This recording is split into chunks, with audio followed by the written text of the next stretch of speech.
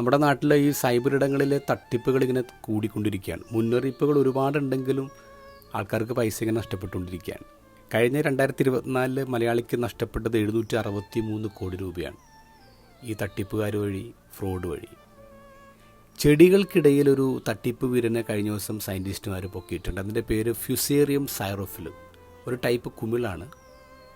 തെക്കേ അമേരിക്കയിലെ ഗയാനയിൽ മനോഹരമായ മഞ്ഞപ്പൂക്കളുണ്ടാകുന്ന ഒരു ചെടിയുണ്ട്. അതിൻ്റെ പേര് സൈറസ് എന്നാണ്. ഈ സൈറസ് ചെടിയിലാണ് ഈ ആൾമാറാട്ടക്കാരൻ ഫ്യൂസിയറെ അറ്റാക്ക് ചെയ്യുന്നത്.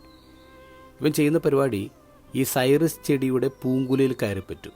എന്നിട്ട് ഈ പൂങ്കുലയിലെ മൊട്ടുകളെ ഇല്ലാതാക്കിയിട്ട് അവൻ അവിടെ നിന്ന് വളരും. ചെടിയായിട്ട് വളരുമ്പോൾ ഇവൻ പൂവ് തന്നെയാണ് ഇതിൻ്റെ ചെടി. അപ്പോൾ ഈ പൂവ് വരുമ്പോൾ കൃത്യമായിട്ട് ഈ സൈറസിൻ്റെ മഞ്ഞപ്പൂ, അതിൻ്റെ രൂപം, ഈവൻ അതിൻ്റെ സ്മെല്ല് വരെ ഉണ്ടാവും. തേനീച്ചകൾ, വണ്ടുകൾ, പൂമ്പാറ്റകളൊന്നും അറിയുന്നില്ല. അവർ വന്ന് പരാഗണം നടത്തുമ്പോൾ പൂവാണെന്ന് കരുതി ഇതിൻ്റെ വിത്തുകളെയാണ് ഇവർ അടുത്ത ചെടിയിലേക്ക് കൊണ്ടുപോയിടുന്നത്. എന്നാലോചിച്ച് നോക്കി, കുറച്ച് കഴിയുമ്പോൾ എന്ത് സംഭവിക്കും? ഈ സൈറസ് എന്നുള്ള ചെടി തന്നെ ഇല്ലാതാവില്ലേ? ഈ ഫ്യൂസേറിയം സൈറോഫിലും എന്നുള്ള തട്ടിപ്പ് വീരനല്ലേ പിന്നെ വളർന്നു വരിക. ഇനി ഇത് തന്നെ മനുഷ്യർക്കിടയിലുണ്ടെങ്കിലൊന്ന് ആലോചിച്ച് നോക്കിയേ. ഈ ഫ്യൂസേറിയം സൈറോഫിലും നമ്മുടെ ഇടയിൽ ഇങ്ങനെ വളർന്നാലോ? അതിൻ്റെ ഭീകരത നമുക്ക് അളക്കാൻ പറ്റുമോ?